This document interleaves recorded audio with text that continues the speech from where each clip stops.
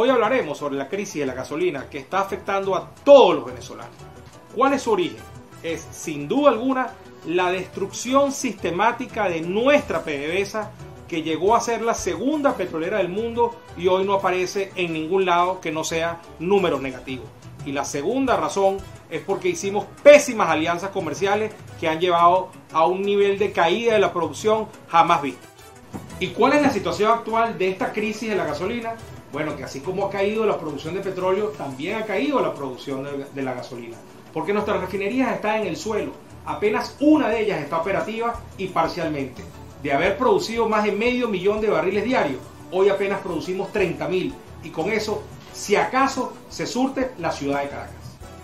¿Y cuáles son las perspectivas de esta crisis? Bueno, que los estados fronterizos seguirán acusando recibos de este enorme problema, pagando en dólares o en pesos colombianos por un litro de gasolina. Además, el régimen de usurpación intenta privilegiar a Caracas. Para eso importamos gasolina cuando antes éramos unos exportadores natos. Y sin embargo, el problema no tiene solución. Es posible que para mediados de junio estemos en un colapso total de la gasolina a nivel nacional. ¿Y cuáles son las soluciones para esta crisis de la gasolina? En primer lugar, como precondición necesaria, el cese de la usurpación.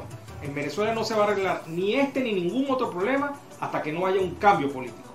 Y una vez que lo logremos, tenemos que reconstruir a PDVSA y hacer las alianzas necesarias con el capital privado, tanto nacional como internacional, para volver a tener una industria petrolera vigorosa.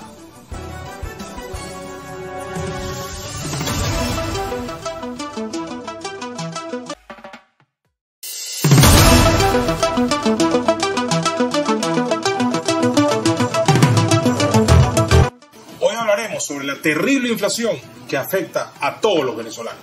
¿Y cuáles son los orígenes de este mal que azota a Venezuela toda? Bueno, en primer lugar, que el régimen de usurpación le quitó desde hace muchos años la autonomía al Banco Central de Venezuela. En segundo lugar, se ha dedicado a emitir una y otra vez masas de dinero que no tienen ningún sustento en nada, que entran a la economía y presionan los precios al alza. Y en tercer lugar, hay un gasto público desenfrenado cuyo único objetivo es controlar a la población y hacer populismo, todo lo cual se mezcla para generar la inflación. ¿Y cuál es la situación actual de la inflación en Venezuela? Bueno, después que tuvimos muchas décadas teniendo inflación de un solo dígito, a partir de la década de los 80 empezamos a tener inflación de 2 dígitos. Así se mantuvo Venezuela hasta el siglo XXI. Sin embargo, desde el 2013 para acá, tenemos la inflación más alta del mundo durante 6 años consecutivos, siendo el año pasado el peor de todos, donde entramos formalmente en la hiperinflación. Según cifras de la Asamblea Nacional, se registraron 1.700.000% de crecimiento en los precios, y otras fuentes indican que llegó a ser incluso de 2,5 millones.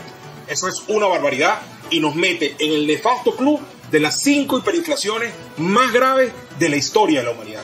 ¿Y cuáles son las perspectivas del comportamiento de la inflación para el resto del año y para el futuro inmediato en Venezuela? Lamentablemente no son buenas. En lo que va de año, la inflación se ha comportado de manera fluctuante. Hay unos picos de unos meses, de repente desacelera el ritmo de crecimiento, pero los precios siguen en constante crecimiento.